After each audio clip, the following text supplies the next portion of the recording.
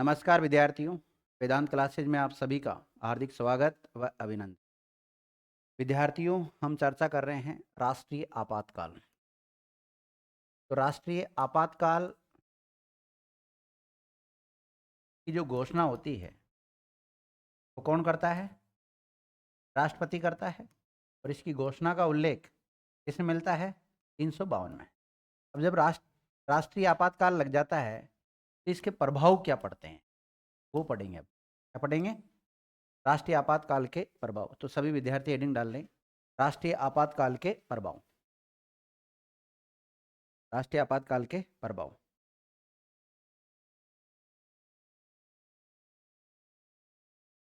Clear? अब देखो, इसके जो प्रभाव है ना, इसको हम अलग अलग आर्टिकल में विभाजित करते हैं।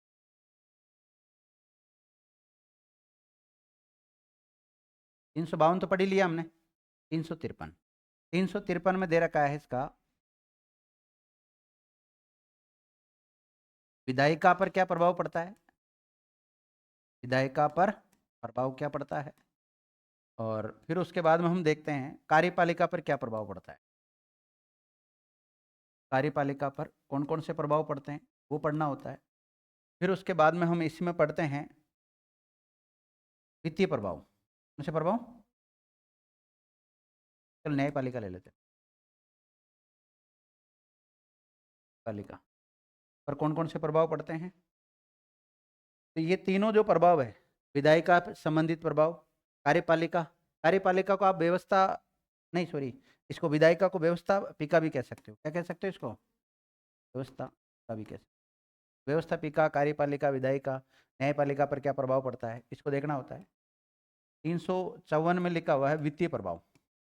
प्रभाव मतलब राष्ट्रीय आपातकाल का वित्त पर कौन सा प्रभाव पड़ता है, वित्तीय प्रभाव को देखना होता है। और फिर 358 में मूल अधिकारों पर प्रभाव। किस पर?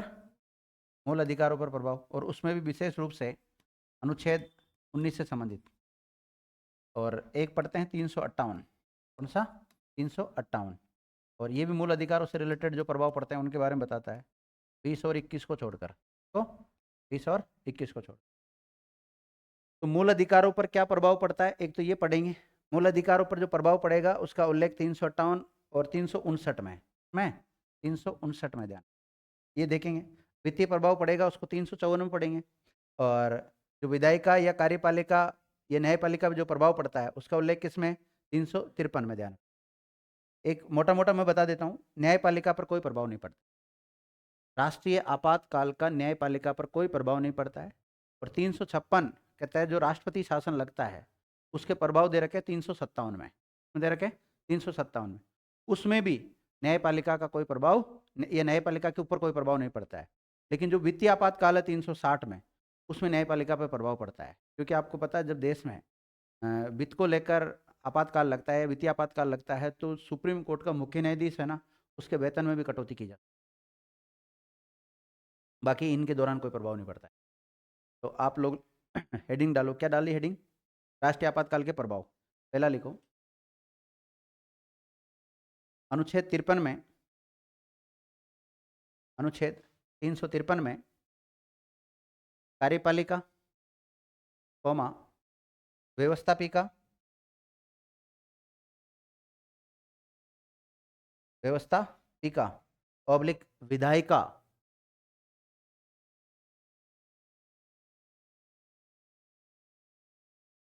पर पड़ने वाले प्रभाव का उल्लेख मिलता है। अनुच्छेद 353 में कौन कौन से प्रभाव का उल्लेख मिलता है? विधायिका यानी व्यवस्थापिका, दूसरा कार्यपालिका पर जो प्रभाव पड़ता है उसका उल्लेख मिलता है। अभी इसी में अगला पॉइंट लिखो, अनुच्छेद 354 में वित्तीय प्रभाव का उल्लेख है। अनुच्छेद 354 में किसका है? वित्तीय प्रभाव का उल्लेख मिलता है।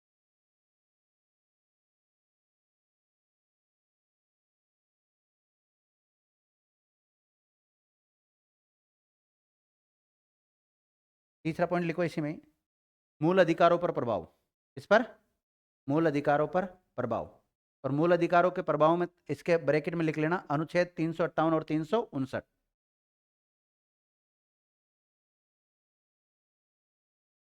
358 और 359। मूल अधिकारों पर राष्ट्रीय आपातकाल का प्रभाव जो पड़ता है उसका उल्लेख किसमें कर रखा है? 358 और 359 में कर रखा है, ध्यान रखना। नोट, न्यायपालिका पर कोई प्रभाव नहीं पड़ता है। राष्ट्रीय आपातकाल का न्यायपालिका पर कोई प्रभाव नहीं पड़ता है।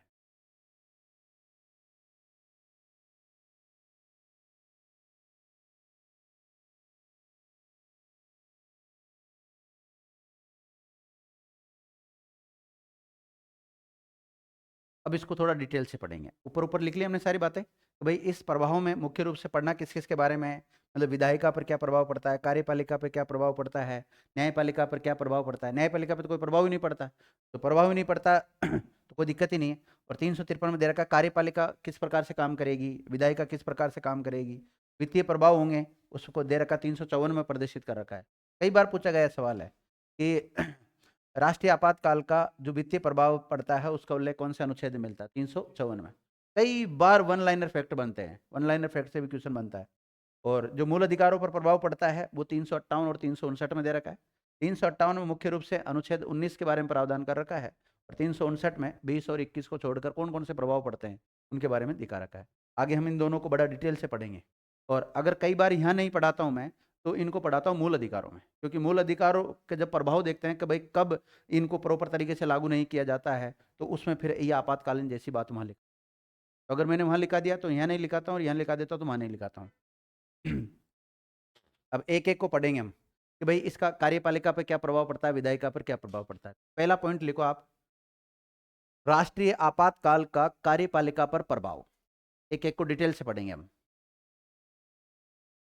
अनुच्छेद लिखने की कहाँ जरूरत है? मोटा मोटा तो ऊपर ऊपर लिखा दिया ना मैंने कौन से आर्टिकल में क्या बातें हैं। राष्ट्रीय आपातकाल का कार्यपालिका पर प्रभाव। अब इसको चाहो तो आप अपने हिसाब से आर्टिकलों में सेट करते रहना कौन से आर्टिकल में जाएगी बात।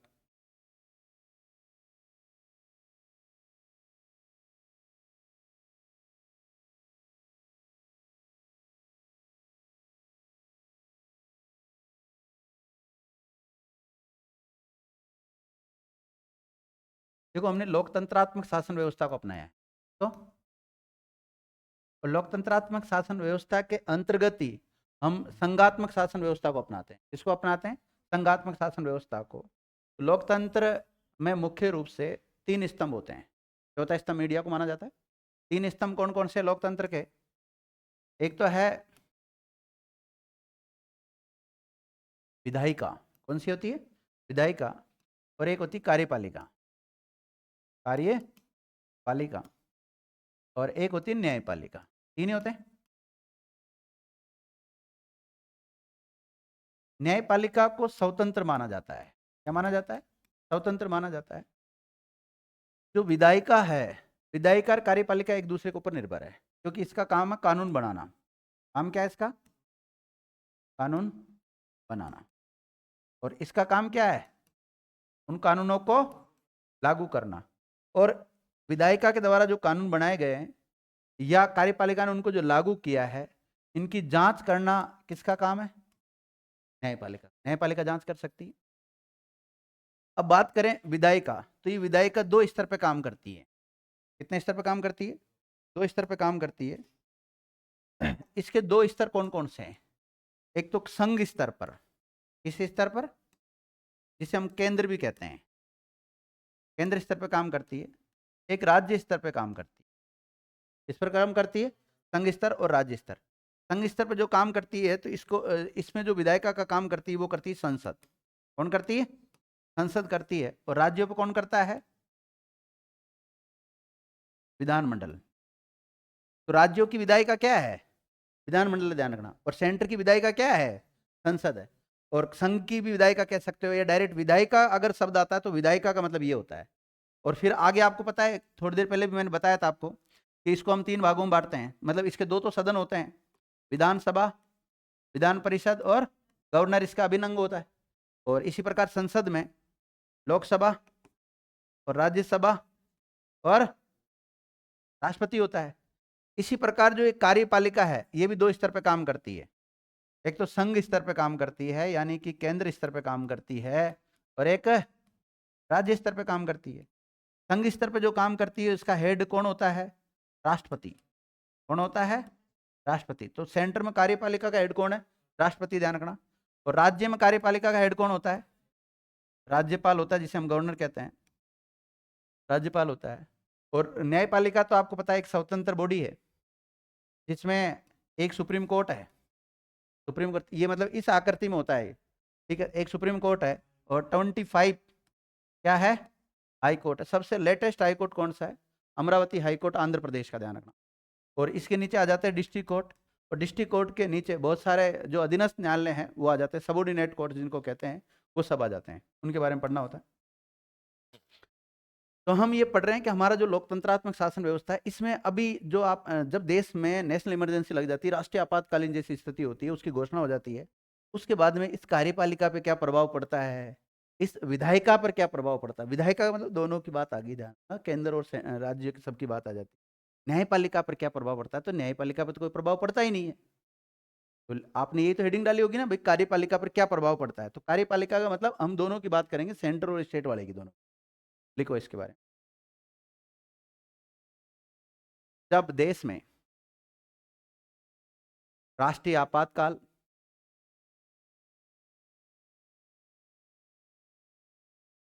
लगता है तो उस समय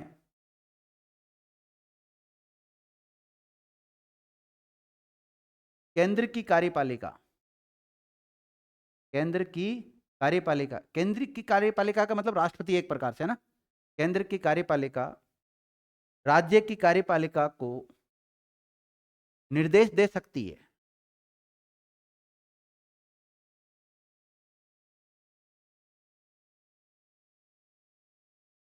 निर्देश दे सकती है। अर्थात इस समय, इस समय किस समय? जब राष्ट्रीय आपातकाल लगाओ, अर्थात इस समय कार्यपालिका की शक्तियां, कार्यपालिका की शक्तियां राष्ट्रपति के हाथों में चली जाती है। किसके हाथों में चली जाती है? राष्ट्रपति। क्योंकि संघात्मक शासन व्यवस्था में स्पष्ट कह रखा है कि राज्य का जो सिस्टम है वो राज्य के अनुसार चलेगा, संघ यानी केंद्र का सिस्टम संघ के अनुसार चलेगा। लेकिन आपातकालीन जैसी परिस्थितियों में केंद्र पावरफुल हो जाता है, तो किसके पास चला गया ये अधिकार? राष्ट्रपति के हाथों में चली जाती है, जिसका प्रयोग राष्ट्रपति के द्वारा राज्यपाल के माध्यम से किया जाता है ना।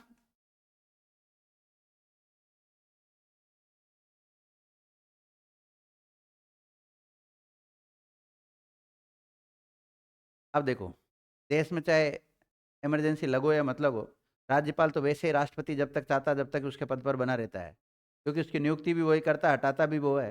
यानी कि राज्यपाल राष्ट्रपति के प्रसाद पर्यंत पद धारण करता है। वैसे भी कोई मतलब नहीं है, पर इस दौरान इस बात को भी लिखना जरूरी होता है भाई, कार्यपालिका पर क्या प्रभाव पड़ता है।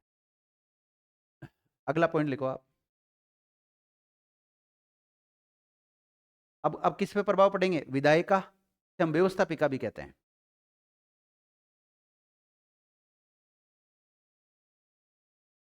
ऐसे लिखो अब, व्यवस्थापिका पर प्रभाव, या ब्रैकेट में विधायिका पर प्रभाव। किस पर प्रभाव? किसका प्रभाव? राष्ट्रीय आपातकाल का विधायिका पर प्रभाव।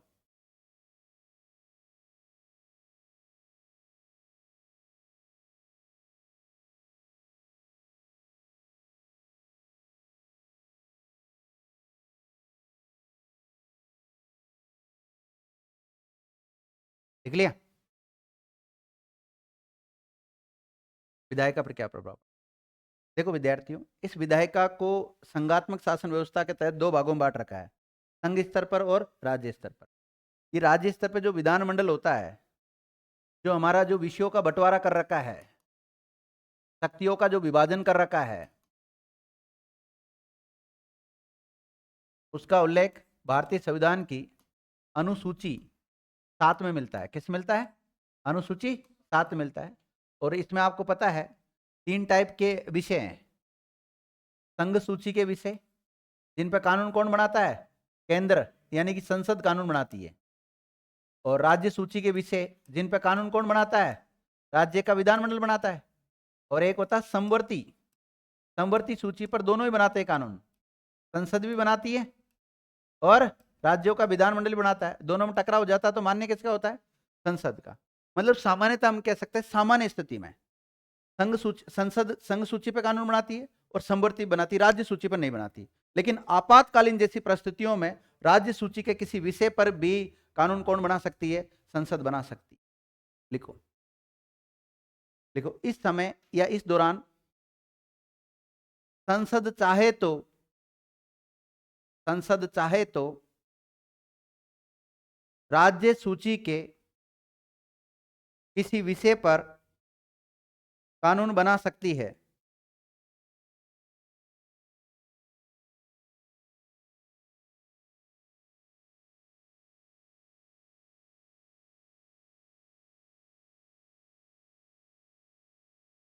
देख लिया?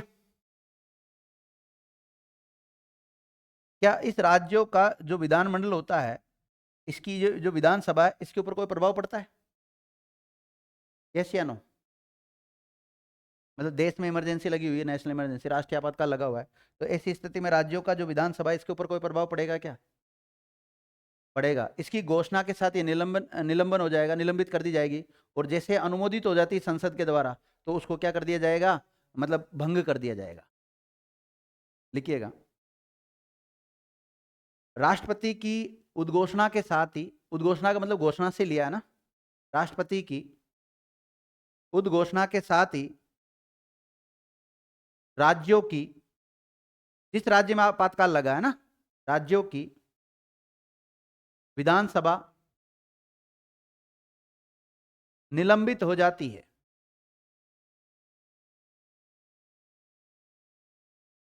निलंबित हो जाती है।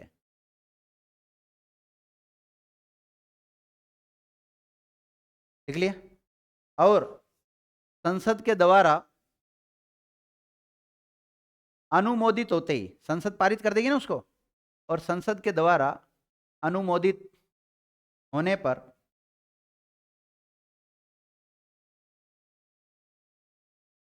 विधानसभा भंग ब्रैकेट में विघटित हो जाती है।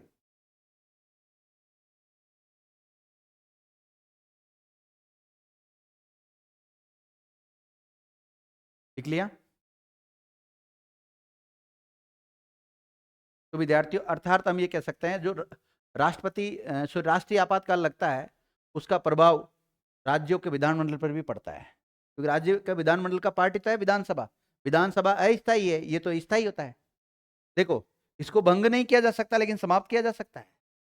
भंग नहीं किया जा सकता, समाप्त किया जा सकता है, और ये भंग किया जा सकता है। और जो संसद होता है ना, संसद, इसमें जो राज्यसभा उच्च सदन, इसको ना तो भंग किया जा सकता है ना समाप्त किया जा सकता है। ये स्थायी सदन है। और यहाँ पर इस, क्योंकि कई बार राज्यसभा की तुलना और विधान परिषद की तुलना सेम की जाती है। जिस प्रकार केंद्र में राज्यसभा होती है उसी प्रकार राज्यों में क्या होती है? विधान परिषद। जिस प्रकार सेंटर में लोकसभा होती है उसी प्रकार राज्यों में क्या होती है? विधान। हाँ होती है, लेकिन फिर भी अगर अंतर करने की बात आए तो अंतर होता है इनमें। जिस प्रकार सेंटर में राष्ट्रपति होता है उसी प्रकार राज्यों में क्या होता है? राज्यपाल होता है, लेकिन फिर भी अंतर होता है। दोनों की शक्तियों में अंतर है। जब पक्ष में बातें लिखनी हो तो इनके बारे में, जो जैसे दोनों का जो इस प्रकार, ये भी कार्यकारी प्रमुख होता है, ये भी कार्यकारी प्रमुख होता है, ये भी नियुक्ति करता है, ये भी नियुक्ति, किन किन की नियुक्ति कर सकता है, वो सारी बातें हम उसके पॉजिटिव पॉइंट्स लिख सकते हैं। लेकिन जब भी अगर उसकी कोई आलोचना करनी हो तो आलोचनात्मक बिंदु फिर इसमें से निकालने होते हैं। अब आलोचना किसी भी बिंदु, किसी भी टॉपिक के बारे में अगर आपको आलोचना करने के लिए बोले तो पहली बात तो उस टॉपिक की आपको समग्र नॉलेज होनी चाहिए, तभी तो उसके जो नकारात्मक बिंदु उनको निकाल के लाओगे आप। जैसे सामान्य एग्जाम में तो नहीं पूछे जाते, लेकिन जैसे मेंस जैसे एग्जाम होते हैं किसी, तो उसमें मेंस में लिखना होता है, आलोचनात्मक तरीके से लिखिए आप उसमें।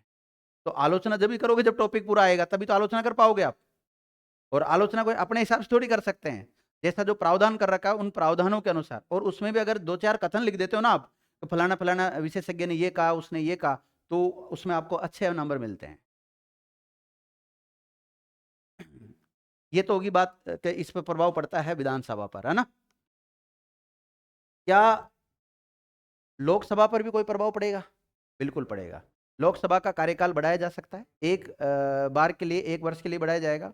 जैसे 5वीं लोकसभा का कार्यकाल को एक एक वर्ष करके 2 बार बढ़ाया गया था। लिखो, राष्ट्रीय आपातकाल के समय, राष्ट्रीय आपातकाल के समय लोकसभा का कार्यकाल,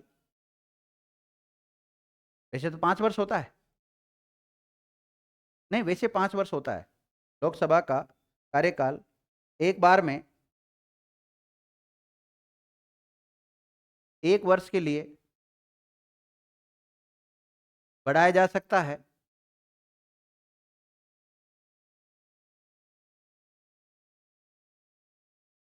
जैसा कि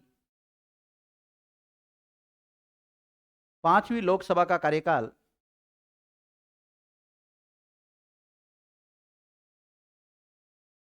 एक एक वर्ष करके 2 बार बढ़ाया गया था।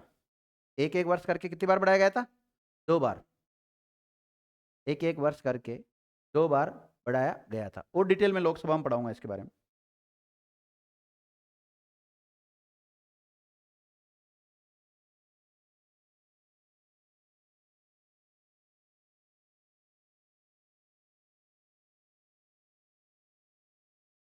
केंद्र में एक वित्त आयोग होता है। केंद्र के वित्त आयोग का उल्लेख कौन से आर्टिकल में मिलता है? आर्टिकल 280 में। किसमें मिलता है? आर्टिकल 280 में। और केंद्रीय वित्त आयोग का काम ये होता है कि राज्यों को और केंद्र को कितना, जो भी रेवेन्यू होता है उसका कितना हिस्सा उसको मिलेगा, राज्यों को मिलेगा, कितना केंद्र को मिलेगा। अब माना कि डिसाइड कर दिया विद्यार्थियों के राज्यों को दिया जाएगा टोटल, माना कि 100 रुपये आ रहे हैं, 100 रुपये में से 60 रुपये राज्यों को दिया जाएगा और 40 रुपये कौन रखेगा? केंद्र रखेगा अपने पास, ऐसा निर्धारित किया है। लेकिन उसी दौरान देश में राष्ट्रीय आपातकाल लग जाता है। तो राष्ट्रीय आपातकाल लग जाता है तो फिर ऐसी स्थिति में क्या कर सकता है? राष्ट्रपति चाहे तो उसका जो रेशियो रख रखा है उस रेशियो में परिवर्तित या परिवर्तन कर सकता है। लिखो। अब ये तो जो बातें लिखाई मैंने आपको अभी तक, ये कार्यपालिका और विधायिका पर जो प्रभाव पड़ता है वो बातें लिखाई है। कार्यपालिका पर जो प्रभाव पड़ता है इनका उल्लेख किस में मिलता है? 353 में मिलता है। और जो विधायिका पर जो प्रभाव पड़ता है इसका उल्लेख भी किस में मिलता है? 353 में मिलता है। और अगर हम देखें न्यायपालिका पे कोई प्रभाव पड़ता है क्या? कोई प्रभाव नहीं पड़ता है। तो इस बिंदु को तो हमने शुरुआत में लिखा दिया था, इस बिंदु को दोबारा लिखाने की कोई आवश्यकता नहीं है। अब आर्टिकल 354 ये कहता है कि भाई वित्तीय प्रभाव के बारे में बात करता है। तो अगला पॉइंट हम लिखेंगे वित्तीय प्रभाव। कौन से प्रभाव? वित्तीय प्रभाव।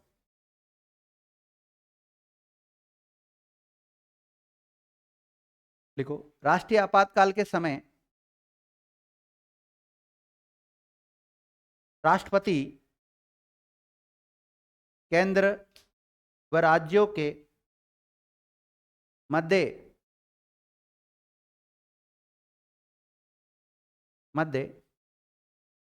करों में, टैक्स होते हैं टैक्स, करों में ब्रैकेट में टैक्स लिख लेना, के संवैधानिक वितरण में, क्योंकि संवैधानिक तरीके से वितरण किया गया था उनका आपस में, संवैधानिक वितरण में संशोधन ब्रैकेट में परिवर्तन कर सकता है। यानी कि जो वित्तीय अनुपात है राज्य और केंद्र का, उसमें क्या कर सकता है? ये संशोधन कर सकता है। और ये राष्ट्रपति को जो पावर मिला है ये कौन से आर्टिकल के तहत मिला है? 354 के तहत। ब्रैकेट में लिख लेना, आर्टिकल 354 के तहत।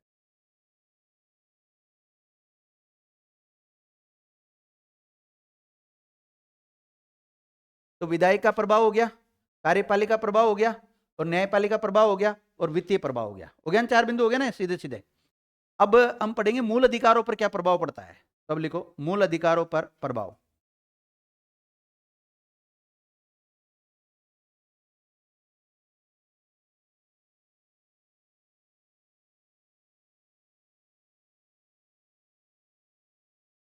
मूल अधिकारों पर प्रभाव।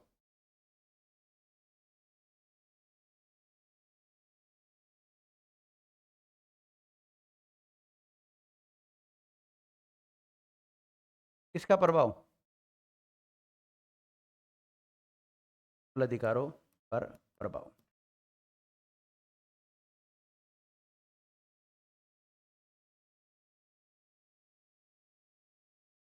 देखो इसके प्रभाव का उल्लेख अनुच्छेद 358 और अनुच्छेद 359 में मिलता है। मतलब मूल अधिकारों पर जो प्रभाव पड़ता है उसका उल्लेख किस मिलता है? अनुच्छेद 358 और 359 में मिलता है। पेज के 2 पार्ट कर लें आप।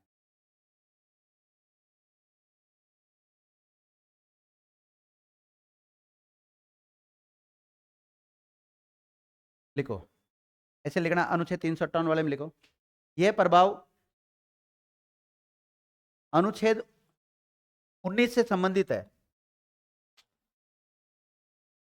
अनुच्छेद 19 से संबंधित है।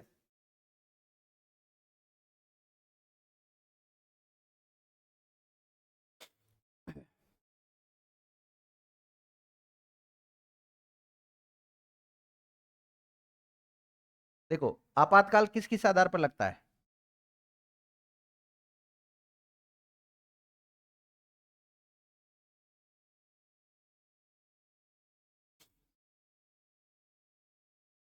अब तो सशस्त्र विद्रोह कर दिया ना वर्तमान वाला तो। देखो विद्यार्थियों, यदि राष्ट्रीय आपातकाल की घोषणा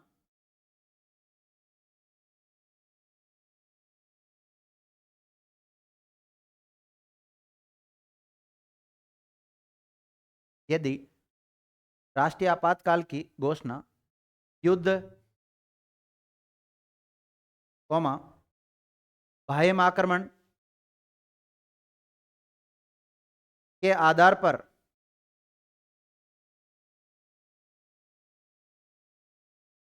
की गई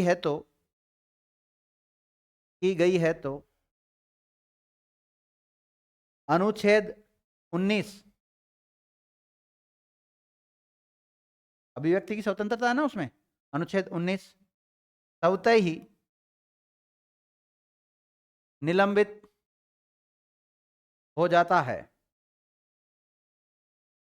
निलंबन को क्या बोलते हैं इंग्लिश में? सस्पेंड करना,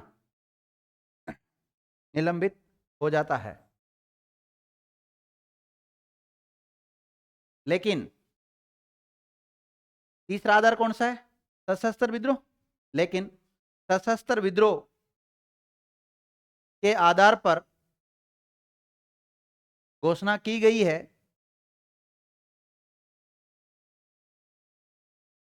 तो अनुच्छेद 19 स्वतः ही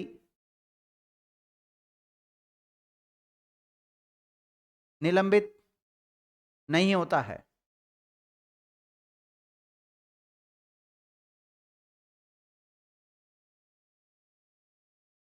स्वतः ही निलंबित नहीं होता है।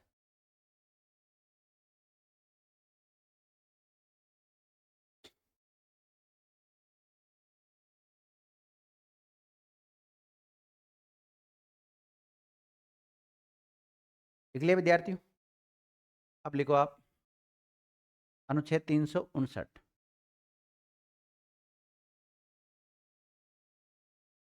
देखो, इस अनुच्छेद के तहत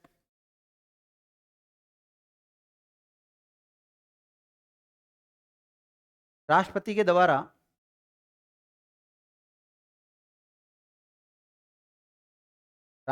द्वारा घोषणा करके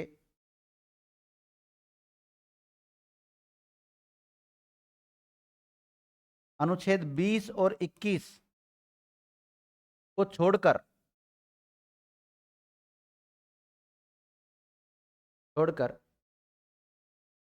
अन्य मूल अधिकारों को निलंबित किया जा सकता है। अन्य मूल अधिकारों को क्या किया जा सकता है? निलंबित किया जा सकता है। मुझे आप बताएंगे कि जो मूल अधिकार है, फंडामेंटल जो राइट है, उनका उल्लेख कौन से भाग में मिलता है? भाग 3। कौन से आर्टिकलों में मिलता है? 12 से लेकर 35 तक मिलता है। मुख्य मूल रूप से कितने मूल अधिकार थे? 7। वर्तमान में कितने हैं? 6। कौन कौन से हैं? एक तो समानता का अधिकार है, कौन से आर्टिकलों में आता है? 14 से लेकर 18 तक आता है। दूसरा, स्वतंत्रता का अधिकार है, कौन से आर्टिकलों में आता है? तीसरा कौन सा है? शोषण के विरुद्ध अधिकार है, कौन से आर्टिकलों में आता है? 23 से 24। चौथा कौन सा है? धार्मिक स्वतंत्रता का अधिकार है, उसका उल्लेख कौन से आर्टिकल में मिलता है? 25 से लेकर 28। अगला कौन सा है? शिक्षा व संस्कृति। शिक्षा व संस्कृति इसका कौन से में है? 29 और 30 में है। और फिर 31 में संपत्ति से रिलेटेड है, और 32 में है संवैधानिक उपचारों का अधिकार। संवैधानिक उपचारों का अधिकार ये 32 में मिलता है। और 32 में आपको पता है 5 प्रकार की रिटें भी जारी की जाती है, जो हाई कोर्ट और सुप्रीम कोर्ट के द्वारा जारी की जाती है। सुप्रीम कोर्ट को जो पावर मिलता है वो आर्टिकल 32 के तहत ही मिलता है, और हाई कोर्ट को जो पावर मिला है 5 प्रकार की रिट जारी करने का, वो आर्टिकल 226 के तहत मिलता है। आगे पढ़ेंगे हम अगर समय मिलेगा तो, अभी तो इसमें देख लेते हैं। तो इसमें कहने का मतलब यह है कि जो आर्टिकल 20 और 21 है ये समाप्त नहीं होते आर्टिकल 359 के तहत। यानी कि 359 का मतलब है जो राष्ट्रीय आपातकाल की घोषणा हुई थी 352 के तहत, तो उसका प्रभाव इन पर नहीं पड़ेगा। बाकी और पर जिस भी आर्टिकल को हटाना है, जिस भी मूल अधिकार को अगर समाप्त करना है, निलंबन करना, समाप्त नहीं किया जा सकता, निलंबन किया जा सकता है, उसके लिए राष्ट्रपति घोषणा करता है। पहले घोषणा करना पड़ेगा कि भाई ये जो मूल अधिकार है वो आपको नहीं दिए जाएंगे, किसी जो भी कारण रहा है। लेकिन यहां पर अलग सिस्टम है। 358 अलग प्रावधान करता है। 358 प्रावधान करता है कौन से आर्टिकल से?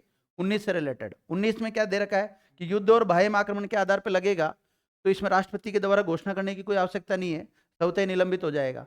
और अगर इसके आधार सशस्त्र विद्रोह के आधार पर लग रहा है तो आर्टिकल 19 में निलंबित नहीं होगा। अर्थात इस दोनों में एक अंतर ये निकाल सकते हैं, इस आर्टिकल के तहत अगर हम मूल अधिकारों को निलंबन करना चाहते हैं तो इसके लिए तो राष्ट्रपति को घोषणा करनी पड़ती है अलग से। क्या करनी पड़ती है? घोषणा। लेकिन यहाँ पे घोषणा करने की कोई आवश्यकता नहीं है। तो दोनों में अंतर लिख सकते हो आप, इसमें लिख लो। इसमें घोषणा करने की आवश्यकता नहीं होती है, इसमें घोषणा करने की आवश्यकता होती है।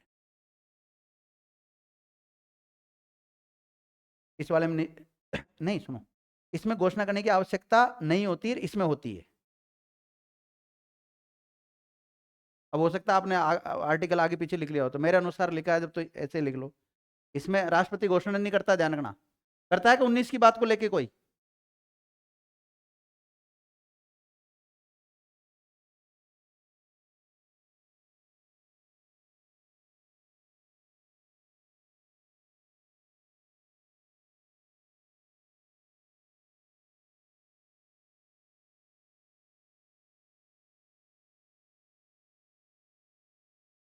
लिख लिया? तो देखो, टोटल भाग 18 में हम आर्टिकल 352 से लेकर 360 तक पढ़ते हैं। आपको लगभग सारे आर्टिकल याद हो गए होंगे मुख्य रूप से। तो 352 में घोषणा है, राष्ट्रीय आपातकाल की घोषणा का उल्लेख मिलता है। 353 में क्या है? विधायिका पे और कार्यपालिका पे जो प्रभाव पड़ता है उसके बारे में। क्या न्यायपालिका पर कोई प्रभाव पड़ता है? कोई प्रभाव नहीं पड़ता है। फिर उसके बाद में आता है 354 में क्या है? वित्तीय प्रभाव आ गया। 55 में क्या है? केंद्र का कर्तव्य बनता है कि वो राज्यों की मदद करे। ठीक है। 56 में क्या है? राष्ट्रपति शासन। 57 में क्या है? राष्ट्रपति शासन का प्रभाव। 58 में क्या है? मूल अधिकारों पर राष्ट्रीय आपातकाल का क्या प्रभाव पड़ता है, या आर्टिकल 19 से संबंधित प्रावधान कर रखे हैं इसमें। और 359 में क्या है? कोई मूल अधिकारों पर 20 और 21 को छोड़कर कौन से प्रभाव पड़ते हैं उसके बारे में उल्लेख कर रखा है। और 360 में क्या है? वित्तीय आपातकाल है। तो अब एक काम करते हैं, हम कंटिन्यू में सारे आर्टिकल पढ़ ही रहे हैं, तो आर्टिकल 355 भी पढ़ाई देता हूँ, अलग से हेडिंग डाल लो। ये हो गया आपका राष्ट्रीय आपातकाल मेरी तरफ से। 3 प्रकार के आपातकाल है ना अपने, ये कंप्लीट हो गया। अब आप लिखो, अलग से हेडिंग डाल लो, अनुच्छेद 355।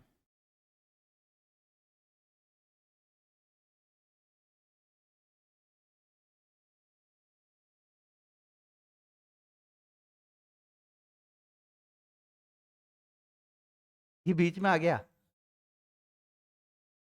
अनुच्छेद 355 मतलब प्रभाव में नहीं आ रहा है, कर्तव्य एक प्रकार से। अनुच्छेद 355 के बारे में लिख लो।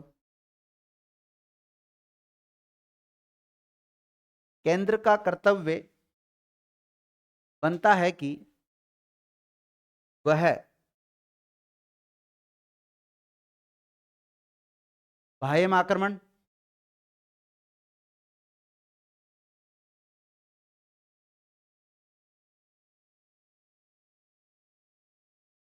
बाह्य आक्रमण और आंतरिक अशांति, ब्रैकेट में क्या लिखोगे? बाद में जोड़ा गया है इसको, पहले नहीं था मूल संविधान में। ब्रैकेट में सशस्त्र विद्रोह के आधार पर लगने वाले राष्ट्रीय आपातकाल के दौरान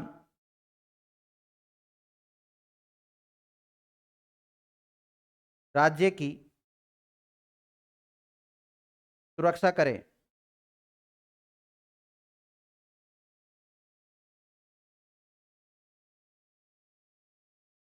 ठीक है, केवल एक लाइन लिखनी थी, इसके बारे में ज़्यादा कुछ नहीं। अब आ जाते वापस, 3 प्रकार के आपातकाल है टोटल, उसमें से राष्ट्रीय आपातकाल अपना लगभग अब कंप्लीट हो चुका है ना। अब हम किसके बारे में पढ़ेंगे? राष्ट्रपति शासन। हेडिंग डाल सकते हैं आप चाहो तो, राष्ट्रपति शासन।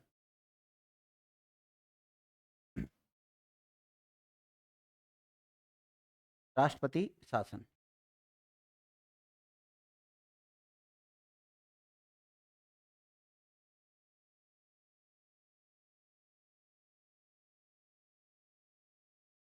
राष्ट्रपति शासन।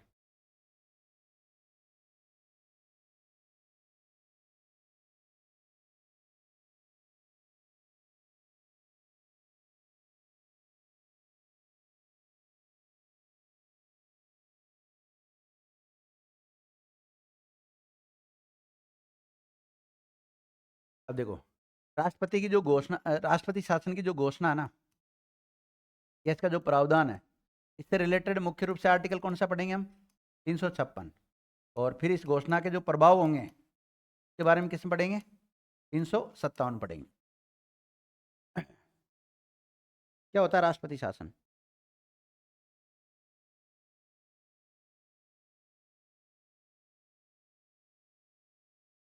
बोलो, क्या होता है राष्ट्रपति शासन?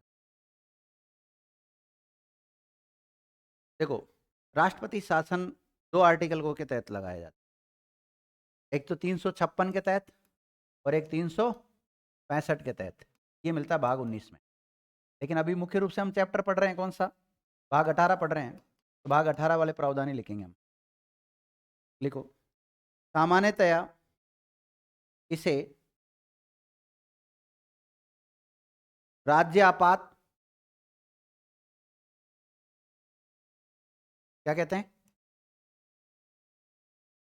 राज्य आपातकाल पब्लिक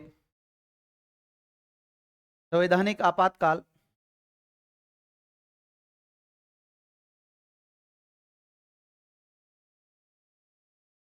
आपातकाल कहते हैं। लेकिन संविधान में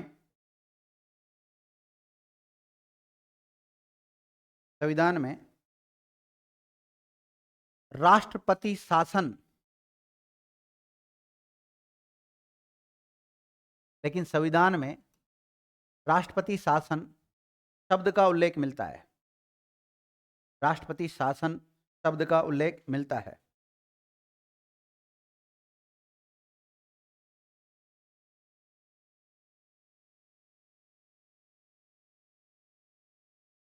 देख लिया?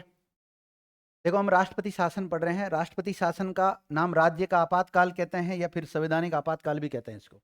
लेकिन वास्तव में देखें तो इसका नाम क्या मिलता है इंडियन कॉन्स्टिट्यूशन में? राष्ट्रपति शासन मिलता है। इसमें कहाँ लिखा हुआ आपातकाल? नहीं लिखा हुआ ना। और इसी प्रकार 352 को हम राष्ट्रीय आपातकाल बोलते हैं, बल्कि वहां राष्ट्रीय आपातकाल की घोषणा है। इन बिंदुओं का थोड़ा सा ध्यान रखना पड़ेगा आपको। लिखो विद्यार्थियों,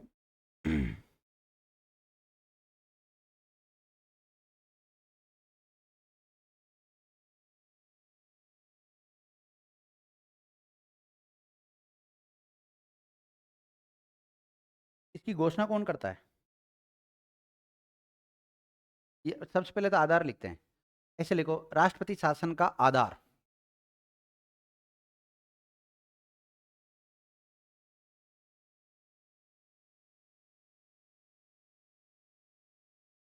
आधार देखो, जब राज्य में संवैधानिक तंत्र विफल हो जाता है ना, तो उस आधार पर राष्ट्रपति शासन लगाया जाता है। और इसको लगाएगा कौन? राष्ट्रपति। लिखिएगा, राज्य में संवैधानिक तंत्र के विफल होने पर राष्ट्रपति शासन लगाया जाता है।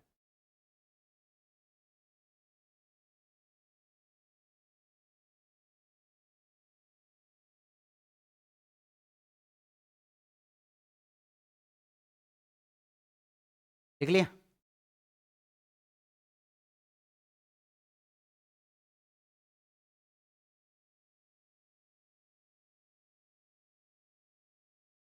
लगाता कौन है? इसकी घोषणा कौन करता है?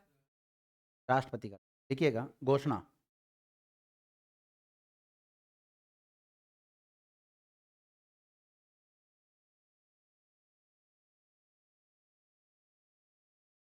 देखो, राष्ट्रपति शासन की घोषणा राष्ट्रपति के द्वारा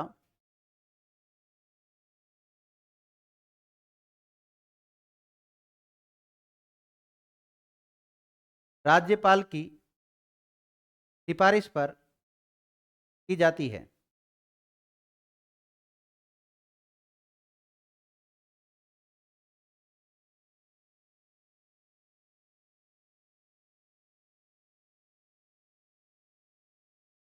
लिख लिया?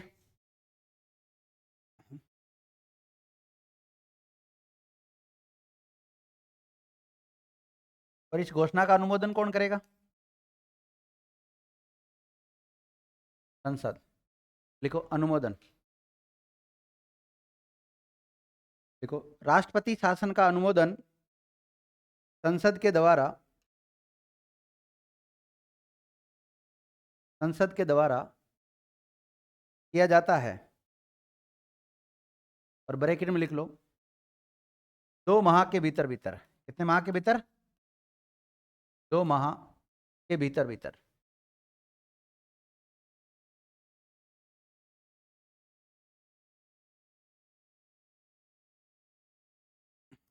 देखिए विद्यार्थियों, राष्ट्रीय आपातकाल का अनुमोदन किसने किया था? संसद ने। किसने किया था? संसद ने। राष्ट्रीय आपातकाल की बात कर रहा हूं मैं, और अभी पढ़ा रहा हूं राष्ट्रपति शासन। तो राष्ट्रीय आपातकाल का अनुमोदन भी संसद करती है, और राष्ट्रपति शासन का अनुमोदन भी कौन करती है? संसद करती है। इसके अलावा उसको कितने महीने के भीतर पारित करवाना होता है? उसको 1 माह के भीतर, और इसको 2 माह के भीतर। और कौन से बहुमत से पारित होता है वहां पर? विशेष बहुमत। और ये कौन से बहुमत से पारित होगा? लिखिएगा, इसे साधारण बहुमत से पारित किया जाता है।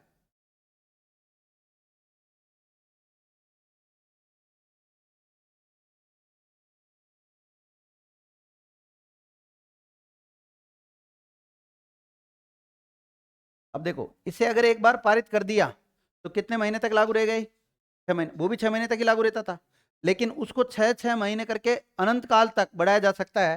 और इसको 6 6 माह तक बढ़ाकर अधिकतम कितना? 3 वर्ष तक बढ़ा सकते हैं। कितना बढ़ा सकते हैं? 3 वर्ष तक। लिखिएगा, इसे 6 6 माह करके 3 वर्ष तक बढ़ाया जा सकता है। और इसको वापस कौन लेता है? लिखो, इसे राष्ट्रपति वापस लेता है।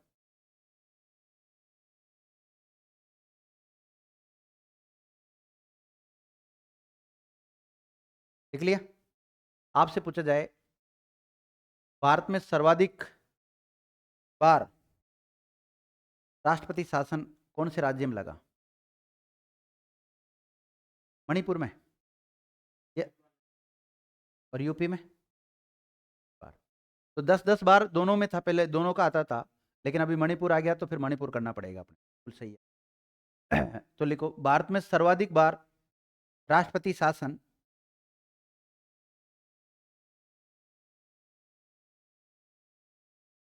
मणिपुर में। इसमें मणिपुर में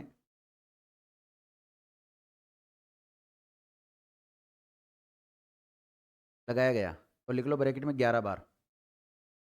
और दूसरा सर्वाधिक लिख लो यूपी।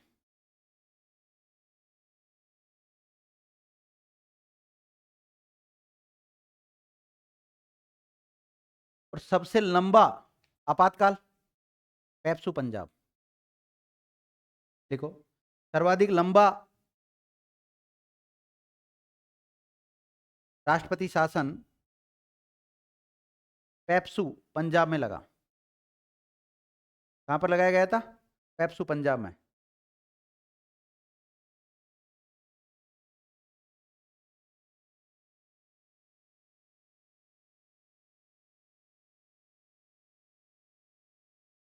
लिख लिया? अगला लिखो विद्यार्थियों, राजस्थान में कितनी बार लगा दिया? लिखो, राजस्थान में 4 बार राष्ट्रपति शासन लग चुका है। और ब्रैकेट में लिख लेना 1967, 77, 80 और 92।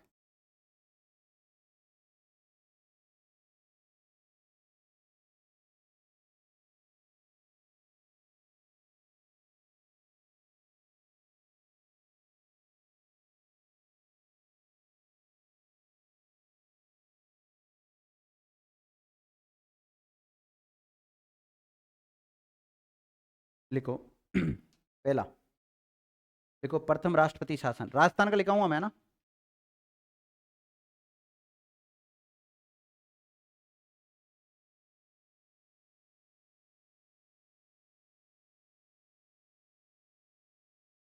इस समय भारत राजस्थान के सीएम कौन थे? हाँ, मोहनलाल सुखाड़िया।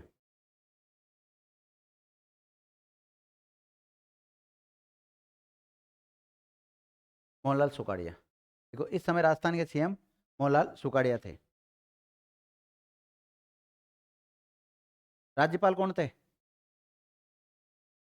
राज्यपाल कौन थे इस समय? संपूर्णानंद।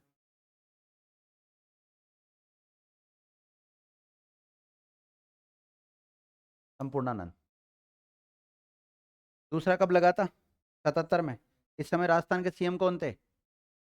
हरिदेव जोशी।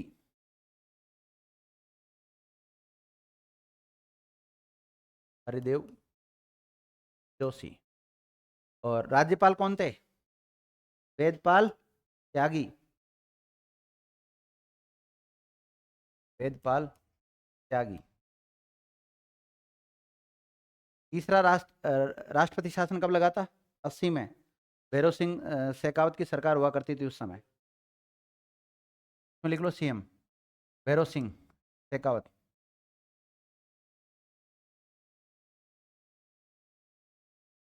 और राज्यपाल कौन थे इस समय तीसरे राष्ट्रपति शासन के समय? रघुकुल तिलक।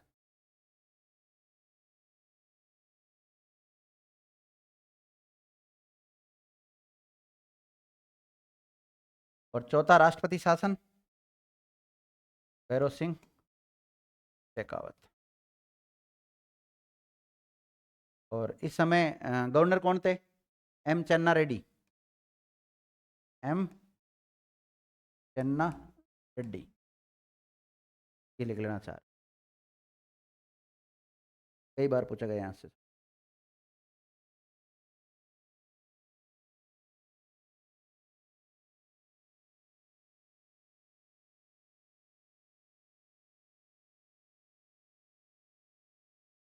ये कौन सा आर्टिकल हो गया आपका? 356 क्लियर हो गया, पूरा हो गया ना। 357 में क्या है? राष्ट्रपति शासन के प्रभाव। अब लिखो, हेडिंग डालो, राष्ट्रपति शासन के प्रभाव।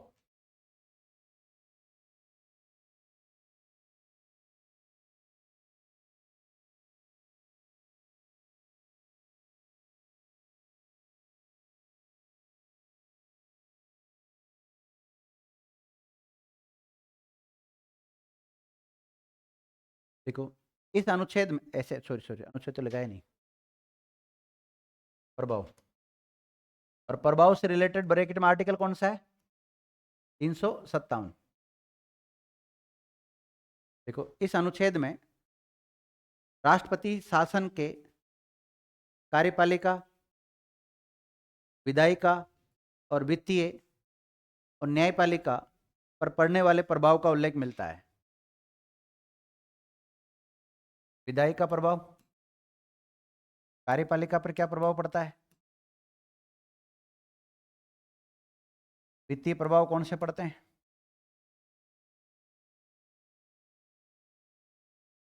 और न्यायपालिका पर कौन से प्रभाव? न्यायपालिका पर तो कोई प्रभाव ही नहीं पड़ेगा। नोट डाल सकते हो चाहो तो आप। राष्ट्रपति शासन का न्यायपालिका पर कोई प्रभाव नहीं पड़ता है। न्यायपालिका पर कोई प्रभाव नहीं पड़ता है।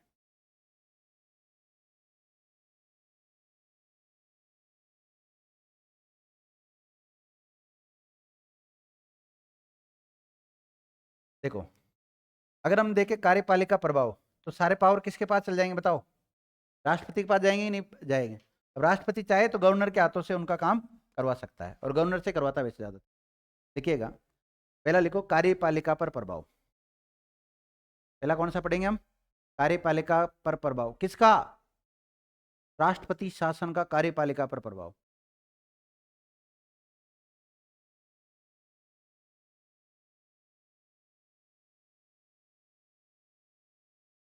कार्यपालिका पर प्रभाव, इसमें आप लिख सकते हैं राष्ट्रपति शासन के दौरान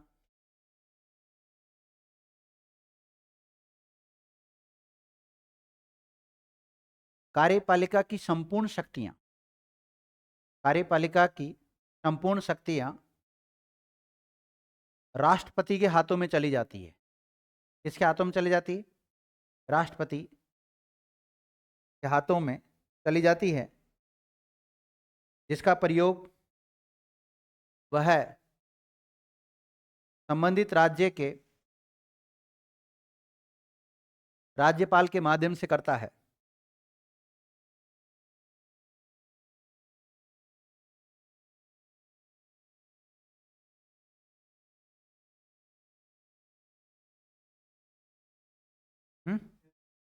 वापस क्या लिखा भाई आपने, बोलना।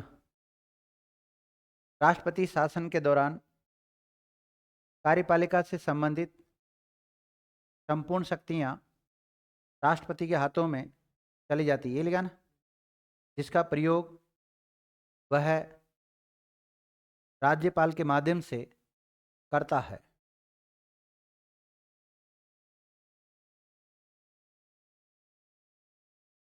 क्या राष्ट्रपति शासन का लोकसभा पर कोई प्रभाव पड़ेगा? यस या नो? कोई प्रभाव नहीं पड़ेगा, क्योंकि ये जो राष्ट्रपति शासन लगाया जाता है वो राज्यों का संवैधानिक तंत्र विफल होता है तो राज्य में तो लगाया जाता है, केंद्र में थोड़ा लगाया जाता है। तो कहने का मतलब ये है कि इसमें विधानसभा पर प्रभाव पड़ेगा, विधानसभा भंग होगी, ध्यान रखना। राष्ट्रपति शासन की घोषणा के साथ ही जो संबंधित राज्य की जो विधानसभा है उसको निलंबित कर दिया जाता है। क्या कर दिया जाता है? निलंबित कर दिया जाता है। और जैसे ही स्वीकृति मिल जाती है संसद से, संसद का अनुमोदन हो जाता है, उसके बाद में वो क्या हो जाती है? भंग हो जाती है, विघटित हो जाती है। लिखिएगा, अगला लिखो विधायिका पर प्रभाव। किस पर प्रभाव? विधायिका पर प्रभाव।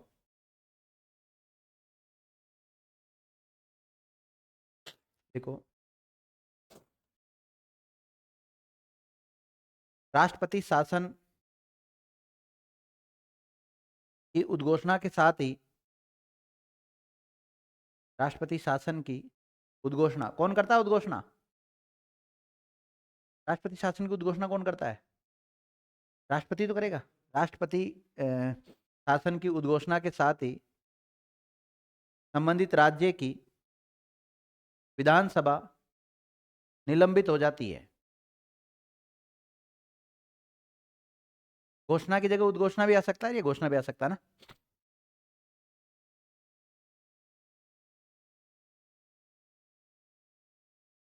निलंबित हो जाती है तथा संसद के द्वारा अनुमोदित होने पर, अनुमोदित का मतलब क्या है? मतलब संसद ने पारित कर दिया उस प्रस्ताव को ना। अनुमोदित होने पर, और संसद कौन से बहुमत से पारित करेगी? साधारण बहुमत से। अनुमोदित होने पर विधानसभा भंग, ब्रैकेट में विघटित हो जाती है।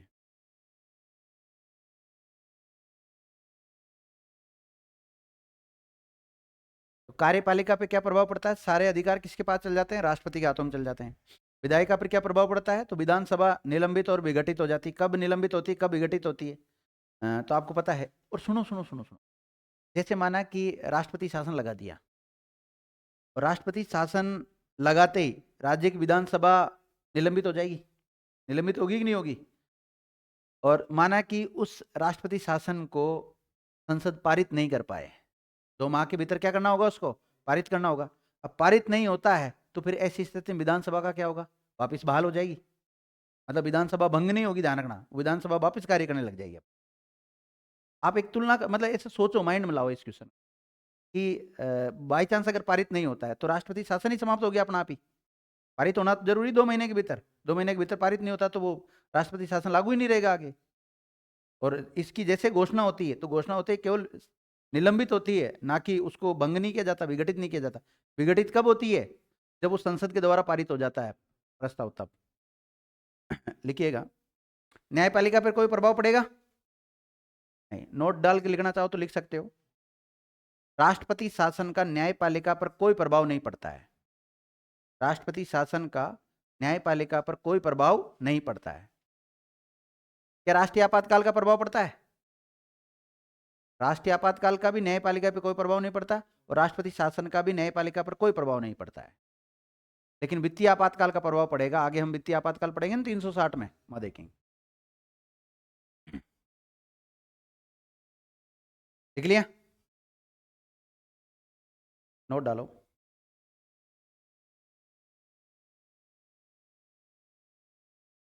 राष्ट्रपति शासन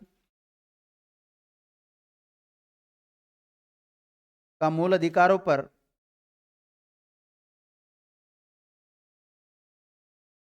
राष्ट्रपति शासन का मूल अधिकारों पर कोई प्रभाव नहीं पड़ता है।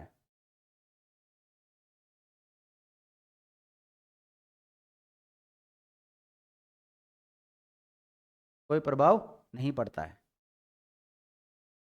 देखो, 3 प्रकार के आपातकाल है, 352, 356 और 360।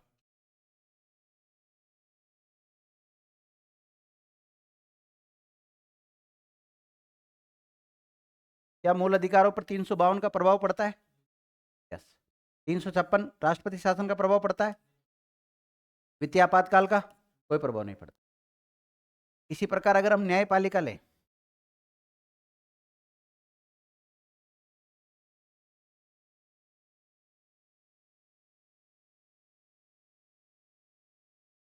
इधर ले लेता हूं ना, न्यायपालिका पर 352 यानी कि राष्ट्रीय आपातकाल का प्रभाव पड़ता है? नहीं पड़ता। राष्ट्रपति शासन का प्रभाव पड़ता है? नहीं पड़ता। वित्तीय आपातकाल का प्रभाव पड़ेगा? पड़ेगा।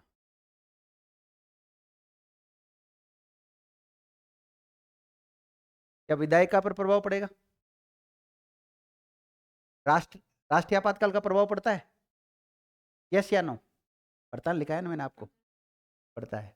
और राष्ट्रपति शासन का प्रभाव पड़ता है? यस। और वित्तीय आपातकाल का पड़ेगा। और अगर देखें हम कार्यपालिका पर, कार्यपालिका पर कोई प्रभाव पड़ता है 352 का? पड़ता है। इसका पड़ेगा 356 का? पड़ेगा। और इसका पड़ेगा? पड़ेगा। तो किस पे नहीं पड़ेगा वो देख लो, पढ़ने के बजाय जिसमें नहीं पड़ता वो देख लिया करो। एक नोट डालो विद्यार्थियों, एस आर बॉम्बई बाद 1994,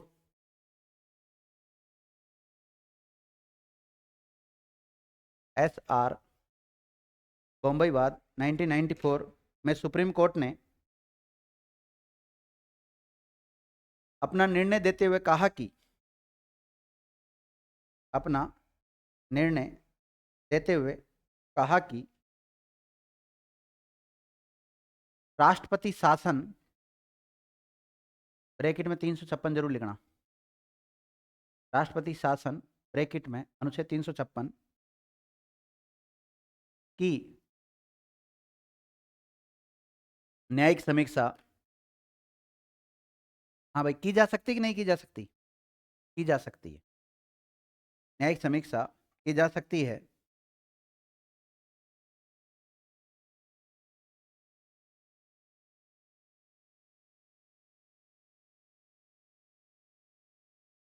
लिख लिया?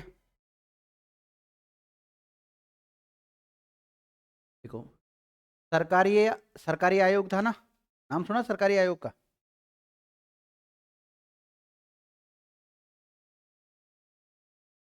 देखो, सरकारी आयोग ने भी सुझाव दिया कि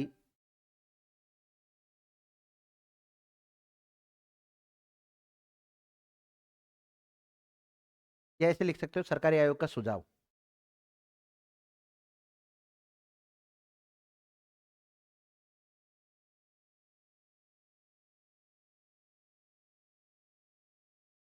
सुझाव लिख सकते हो। और इसमें लिखो, अ, जून 1983 में, जून 1983 में राजीव गांधी के द्वारा, राजीव गांधी के द्वारा न्यायमूर्ति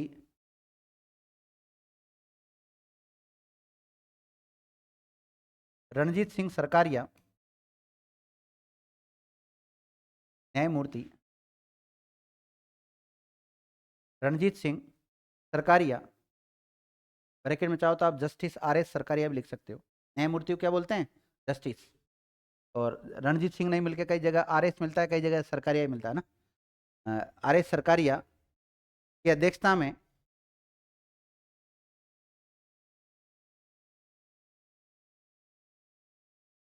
केंद्र व राज्यों के, केंद्र व राज्यों के संबंधों को बेहतर बनाने, केंद्र व राज्यों के संबंधों को बेहतर बनाने के उपाय के लिए एक समिति का गठन किया था, जिसने अपनी रिपोर्ट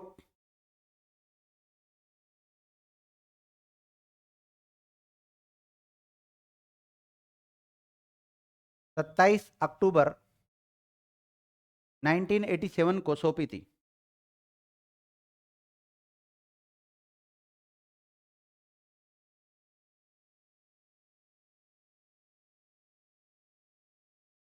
कब सौंपी थी? जो कि 1988, जनवरी लिख सकते हो, प्रॉपर डेट लिखना था, जनवरी 1988 में प्रकाशित हुई थी।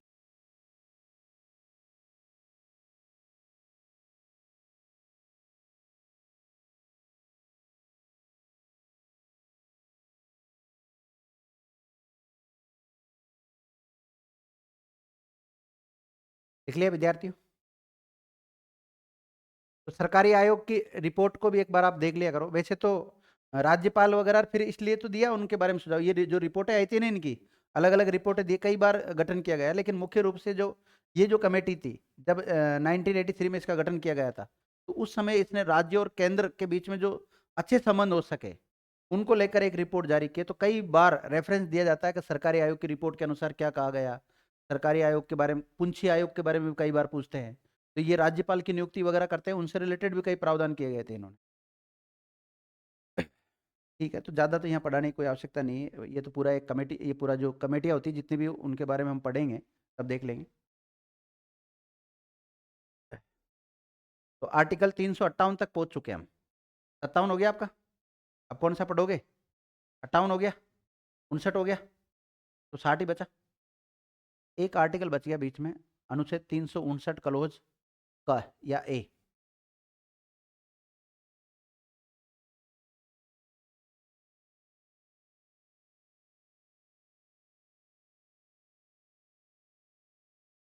अभी वर्तमान में नहीं है।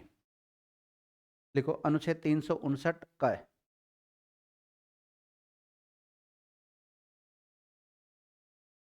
देखो, इस अनुच्छेद में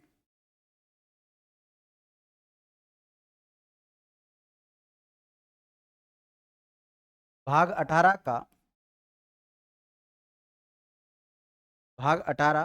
का पंजाब राज्य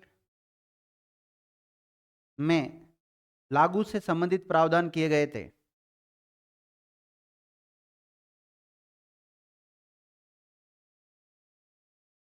लागू से संबंधित प्रावधान किए गए थे जो कि 63वां संविधान संशोधन 1989 की धारा 3 के तहत निश्चित कर दिया गया।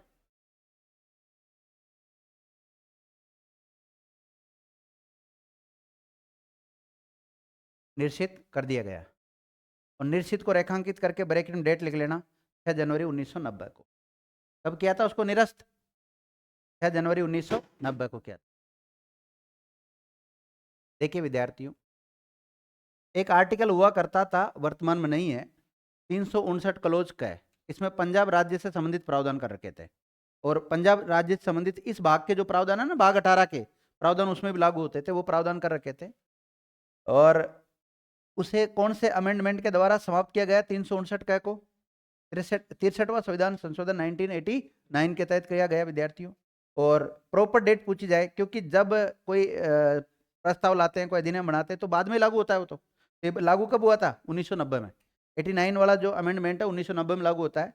6 जनवरी 1990 को इसको क्या कर दिया गया? समाप्त कर दिया गया, इंडियन कॉन्स्टिट्यूशन से हटा दिया गया विद्यार्थी।